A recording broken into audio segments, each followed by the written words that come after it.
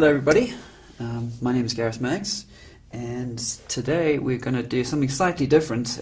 This is one of the parts of our decision-making series. It's the last bit, and I'm going to be interviewing two people who are experienced in the business world. I'm going to get them to tell us about some of the Christian wisdom that they've learned over the years that can help us with decision-making. So I have, first on my right, I've got Baby Mogane-Ramahots. I've got it right? Yes, great, thank you. She's a development consultant. She works on a lot of government programs. And then I've got Peter Moore, who's a former CEO of Grace Hotels and owns a couple of small hotels. Small businesses, yeah. Small businesses, yeah. Sorry. I wrote that down wrong on my list. So thank you so much for joining us. Pleasure. I'm going to get started right away, and I'm going to ask you, why do you think it's so hard to make business decisions in today's world? Who do you want to go first? Baby, let's start with you, and then we can go to Peter next. I think what makes it difficult to make a business decision in today's world is the economic, situation, that leads, towards, a lot of greed, because, of scarce resources that are there, in the country. All of us are fighting for that small slice, of the cake. So then, it becomes, very difficult because, we have to, you try to get, something, for yourself. And now, if everybody, are looking for the very same scarce resources, it's, you can imagine, what is happening. So it makes our economy quite cutthroat in a sense. I should think so, yes. I think so. Yeah. Okay. And yourself, Peter? Yeah, I think there's kind of two reasons why decision making is quite difficult. One is it's a very complex world. It's a very fast moving world. There's masses of information. There's, markets change quickly. It's a global market. I mean, you've got competitors all over the place. You've got scarce resources.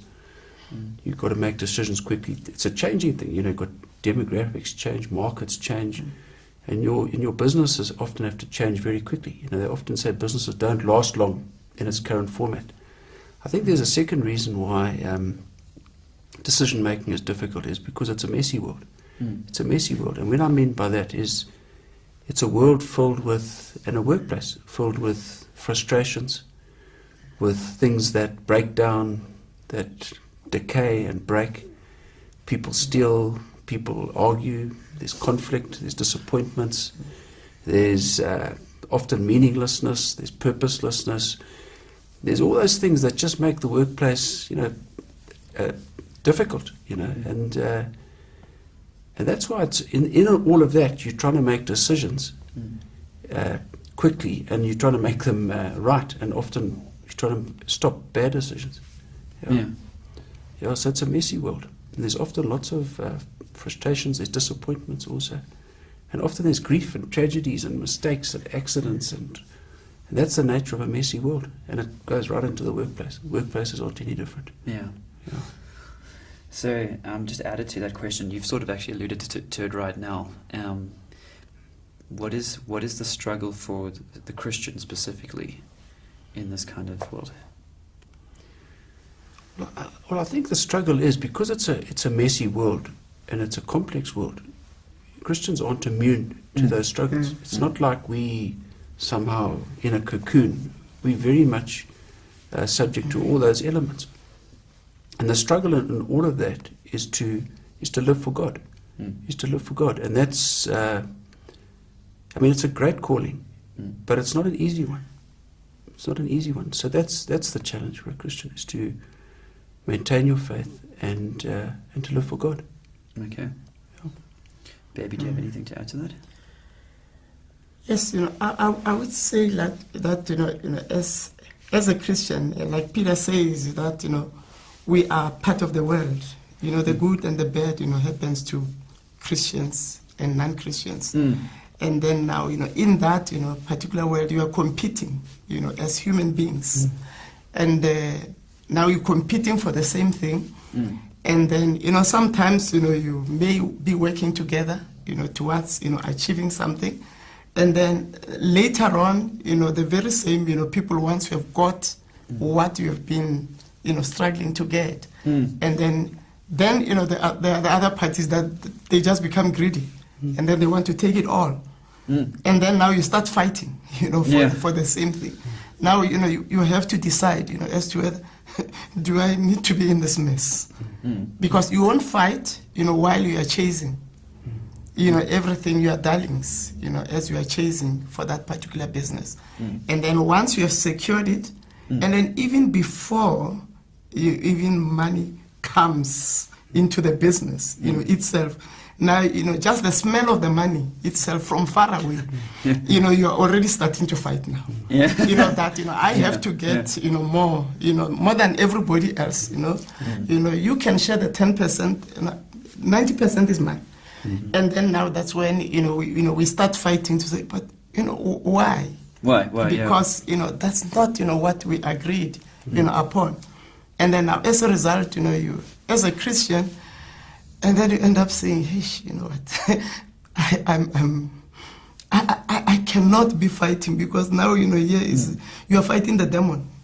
The demons, and there's no way you're going to convince that other person, that, I don't want to be in this. And then, you start, fighting. Now you have to make a decision to say, do I need to be here? Because it becomes, too personal, and then you end up saying, okay, you can have it. Let me leave, because you're going to argue until you turn green. So it's unfortunately, that's in my industry. That's what is happening on regularly. It happens a lot. It happens a lot. It happens a lot. Yeah. So we've sort of set the playing field now for what it's like to make decisions. The next question that I have for you is, how does Christian decision-making differ to that of a non-Christian? Is it different? Or I would say that it's different because, as a Christian, first of all, you ask God that, before you make that decision, God, is this the right decision that I'm taking? I don't feel comfortable, with, what is happening here. But, what decision must I take? Because, you don't want to make a decision that is not kind of, the response that, you have towards a particular challenge should be a Christian response. Because before you became a Christian, response could be anything. Could be anything. Say, I'm going to fight now. I don't want, I'm going to fight you, and then, now we're going to show, each other. We can even go to court and whatever. But now, as a Christian, you look back and then you ask God, please grant me wisdom, because from your mouth comes knowledge and understanding. Grant me wisdom to make the right decision. And then once, God, then responds, and then you say, okay, I'm not going to waste my money going to court, going to CCMA, or going to where. Okay, it's okay. Proceed. Take it. I don't want to be there. And now, in most of the time, you find that you don't have anything, at that time. You don't have, any work. But you say, rather than going, to be involved, with these people, and then you're fighting for that, and then let me withdraw. God will see how to finish. Where I'll get, the next. So it seems like, so what you're saying is that there's a guidance from God, which a lot of people, which the Christian has, and that what's the correct word I'm looking for? I want to say a strong asset, or it's a foundation of which they start their decision-making journey on, which a lot of non-Christians don't have. I think decision-making, on one level, you're going to make decisions similar to to everybody else in the workplace. You want the business to prosper, you want the same return on capital, you want to use your scarce resources well, you want to treat people well, motivate them, you want to do the business well. So it's not like we've got a different way of doing strategy or different way of marketing or anything like that. But I think it's more fundamental. I think it's a step back and say, what is the framework within which you make decisions? That to me is the critical thing. What is the framework, the worldview, whatever you want to call it, within which you make decisions? If you've started answering the 3 big questions, where do I come from? Why am I here? And where am I going? And that's your framework within which you then make your decisions. A lot of your decisions are going to be exactly the same as the non-Christian in the workplace. You know, of how to get the best out of the market and how to position your goods and how to all those things. But if you can answer those 3 big questions and you then make your decisions within that, you're going to often be addressing the big things. Purpose, meaning. Am I working for the eye of God? Am I working for myself? Sure. Is it my ambition? Is it what is it all about? Why am I here? Is it just to make a lot of money? Is it to become the CEO? You know, if you've got a framework that deals with the big questions, often the little ones, or what sometimes can be big ones, like Baby was saying, conflict in the workplace. Is it all about me? Maybe I can step back and say, listen, my ambition's not that important. Whether I win or beat my colleague, or is the promotion the biggest thing in the world?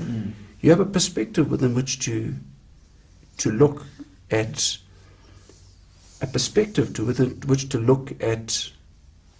little decisions, big decisions, your work, your play, your family, because those are all the competing things. You know, I mean, like we were talking earlier on, you know, the reality is that often when you're at the peak of your career, it's also when you're at the peak of your family in terms of commitment, the peak of your church responsibility, social responsibility, it all kind of comes together. And then the ludicrous thing is you often get late in life when your kids are gone, you've got no career anymore, you've got nothing, and you're often lonely. And the funny thing is it all happens together. So it's quite important that you work out and answer the big questions. So that you don't just put the undue perspective on work, or because those are the big questions you have to answer. Yeah, and I think that's quite helpful, especially there might be people viewing this who are in university right now and they're not going to work yet. They actually need to get those 3 questions answered now before they go into the working world. It's a really good way of putting it. I like the fact that you used framework as opposed to a worldview, because the frame you do need, it's like the building blocks before going into business, and it probably will save a lot of hurt as well. You know, like a lot of guys go into work for the first time and they almost struggle for the first few years before they actually get to that point, and you know, realizing that from the beginning is going to be very helpful. And you see, sometimes it's not even the first few years. It's what often happens is that people don't address the big questions early. And what they will do is they're going to answer them sometime in their life. And what you often do is you get to the middle years like me, and so you get a lot of friends my age, and they've been very successful, many of them. But they're still asking the question, is this all there is? Was this all about it? To have a Range Rover, or to have a this, or to have a that, or an aeroplane, or is this what it's all about? See, because you haven't addressed the big questions early, which is about meaning and purpose. And you see, the reality for me is that it's all about relationships. It's all about relationships. So work, rest, all of it is about relationships. And you've got to answer the big questions. Why am I here? I'm here to serve God. I'm here to know Him, and I'm here to serve my neighbor. That includes my family, includes the people in my business, and my employees, and people who I might report to. You know, so it's important to answer the big questions, because you are going to answer them at some stage. Because you're going to, sometimes what people do is they wait until they're desperate in the middle years of their lives, or the late years in their lives, and they say, where did that 40 years go? What was it all about? And you are going to answer the question then. You've got to ask the question. That must be terrifying. Well, it is. I've got a lot of friends. Got a lot of friends. That midlife crisis is a real thing, because often what happens is you basically hit the time when you've actually, the end is closer than the beginning of your life. The end of your career is closer than the start of it. And you say, well, I'm only going to work for another 10, 15 years. And you suddenly say, where did all those years, is this what it's all about? And your kids are leaving home and all this, and suddenly the enthusiasm where you didn't just get out of varsity, get into the job, work, make some money, you know, it's just go. And suddenly you get the middle years and you start asking the big questions. And I think it's helpful if you ask the questions and settle the questions early. Yeah. It makes it much easier in many ways. I think it takes a lot of, like Baby was saying, you can actually, in a conflict situation, it's not the end of the world if you back down. Yeah. If you're a non-Christian, often it is, because it's all about me. It's only about me. Yeah. And that's why I thought the biggest relief in my life was becoming a Christian. Yeah. Not that it becomes easier. Not that it becomes easier, but the perspective of be able to answer the big questions. Yeah. Helps you, including the workplace. Yeah. Basically, when you're a Christian, you start asking, the purpose. What is the purpose of my life? And then what is the purpose? I've had, all these riches. I've had, the Range Rovers. I've had, the big house. I've had, all those things. But am I happy? Have I achieved, my purpose? And then, also, you are able to say, what? Actually, I can live without this thing. And then, I'll still have, a car that can take me from point A to B. And I still go there. And then, what's the purpose? Yes, I've heard it, but, this thing is too expensive, to keep. And now, why do I have it? And then your priorities change, basically, because now you start focusing on other things. And then what is, also more important is that, when you are a Christian, you start thinking about other people. Because before, the world was about I, me, and myself. It's about I have to satisfy, my own, interests. Your own interests. It's about me. It's not about everybody else. And then you don't look, at everybody else. Yeah. Whether is the church, whether is socially and otherwise, everywhere else, it's about me. And then I'm chasing this. And then, now being a Christian at the same time, it helps you to say, while you are running your business, but there should be time, for God. But, when, it's about you, it means that, every Sunday, because you have to chase that deal, you have to go and work, you are out of the house 7 o'clock and then you come in the evening on a Sunday. So if you come at 7 o'clock in the evening, and then you think that, you would even, go to church, and then, now you lose fellowship and the like. I'm just saying that, being a Christian, then you start, your priorities change. And then you start finding that you can fit, all those things within that, time. Peter said that, there are competing needs, all over. And then you have got, all these commitments. But, you still have those competing needs, but you still are able to fit in God, in there. And then, to provide you the guidance in whatever you have to do, decision making, etc. Yeah. Okay, so my final question is, what are some of the tips that you can give to, like practical tips that you can give to people on sort of the day-to-day decision making? Okay, I've said day-to-day, I'm talking about decision making in general, so even more, month, year on year. Baby, do you want to start? And then Peter, you can follow. Let Peter start. Yeah, Peter, go for it. I usually find the best advice is if you do the exact opposite of what I suggest, you'll do really well. Because the reality is I've made so many mistakes. That's the nature of it. You make so many mistakes, and often we learn by mistakes, and often we think we doing the right thing and they made the right decision. And the reality is that it's not just about making the decision, or my advice is just it's work hard, listen well, walk humbly before God, and also have the right attitude to work, have the right attitude to those around you, and answer those big questions. Because once you do those, answer the big questions.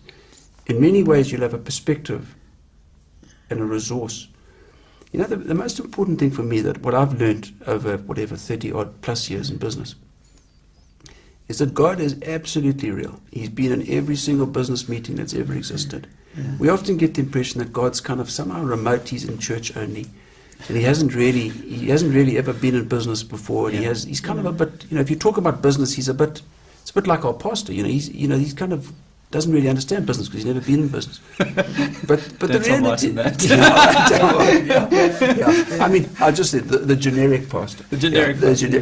But that's the reality. And we often think God's like that, is that he doesn't really understand. But he's been in every single business meeting. Mm. He knows us inside out. He knows the market. He knows the world. He knows everything.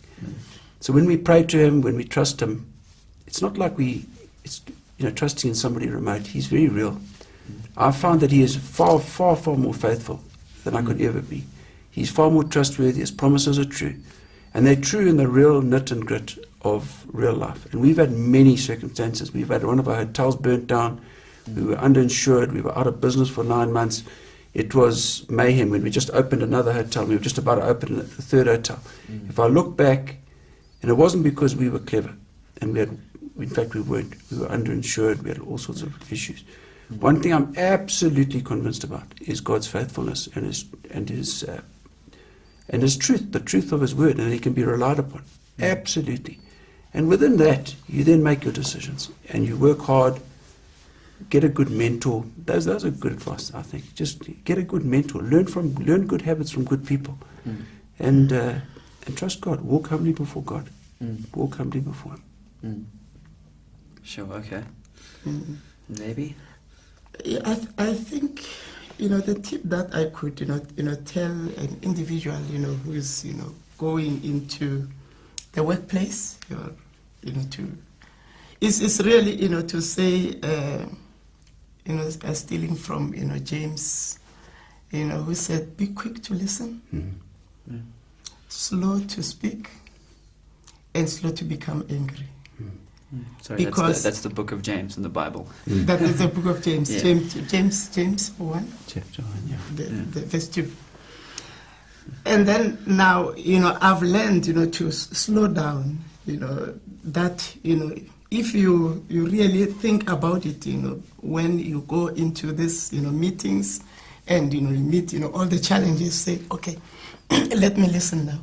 And then I try to hold myself, that let me be quick to listen, slow to speak, and slow to become angry.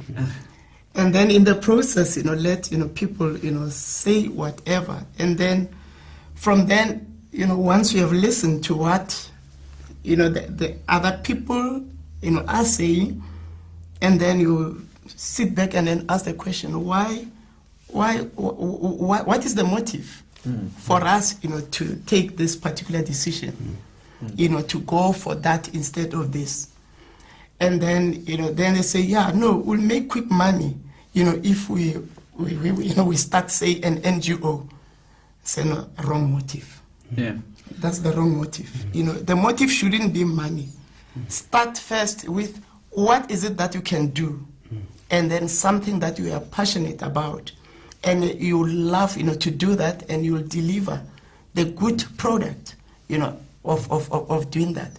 And once you love that job, and then, the money, will come last. Like, as God said that, first, God's righteousness. Seek first the kingdom of God and His righteousness, and all these things, will come. So now the problem is that, even the youngsters, as they go into the workplace, I mean, it's just a very, very raw graduate go in the workplace and then tells you that, I want to earn 10,000 rands. Yep. But this person hasn't worked, just comes from the university. Yeah. And then now my advice would be to say, no. Don't start with the money. Start with the work. What is it that you can give? And then, from then, the money will follow. Yeah. You see. So now, you shouldn't, start there. Yeah. And then if the motive is money, then you've got the wrong one, because, you are never going to be satisfied, with the money, itself. Yeah.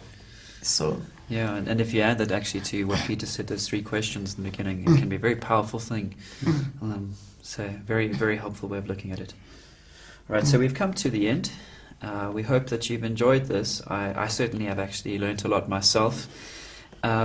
If you have any questions, feel free to message us on Facebook. You'll see on the Facebook messages system, or you can email us at info@christchurchmidrand.co.za, and we'll try and get back to you with some helpful advice.